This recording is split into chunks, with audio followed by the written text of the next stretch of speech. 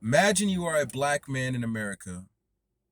Now imagine that you just purchased a brand new Chevy Camaro and you decide to take it for a cruise around town. You pass bridges, you pass mountains, you pass lower income communities, you pass middle class communities until you get to a suburban community.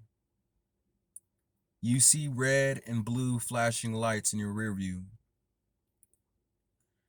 You weren't going over the speed limit. You didn't forget to stop at a stop sign. You didn't make an illegal turn. Like I said, you're driving a brand new car, so your windshield's not cracked. You're pulled over for the simple fact that you are an African American driving a brand new Chevy Camaro in a predominantly white suburban area by a white officer. Black Americans are being racially profiled by white police officers every day. It is becoming a growing concern in urban communities where there is a higher minority population. Along with racial profiling, blacks and minorities are being killed at a much higher rate than whites by law enforcement. It is ironic because the same people that are supposed to protect and serve are the ones that are actually killing them. According to an article written by Connie Hassett, an assistant professor of justice studies and sociology at Norwich University in Vermont, she states that Washington Post reported 229 out of 992 law enforcement related deaths by police officers due to gender, race, and other characteristics.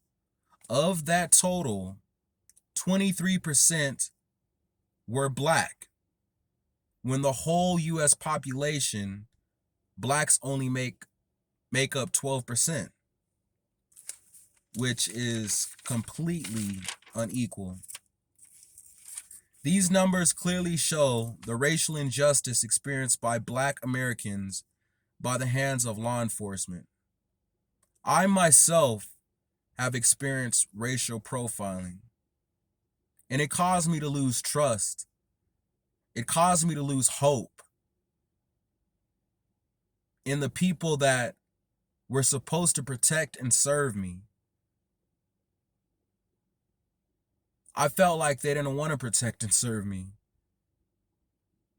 It almost made me feel less American. And other African Americans share the same sentiments as I felt towards police officers that racially profile them. They are losing trust. And according to Danzak, a reporter of the Washington Post, after the killing of George Floyd, an unarmed black man, and the killing of Breonna Taylor, an unarmed female black lady, these are only adding to the increased reasons why blacks don't trust police officers in the first place. Is because they see people that look like them getting killed by the people that are supposed to protect and serve them. African Americans are starting to feel like our lives don't matter to law enforcement, especially if majority of the police officers in urban communities are white and don't look like us. According to Carmichael, a San Francisco police chief, in order to help alleviate the unfair racial injustice experienced by African Americans by the hands of law enforcement, I believe law enforcement should implement a more equally diverse police force of minority officers that can help represent and reflect the communities they serve. According to an article written by Lauren Cross, where Sergeant Robert Maynard expressed these exact sentiments,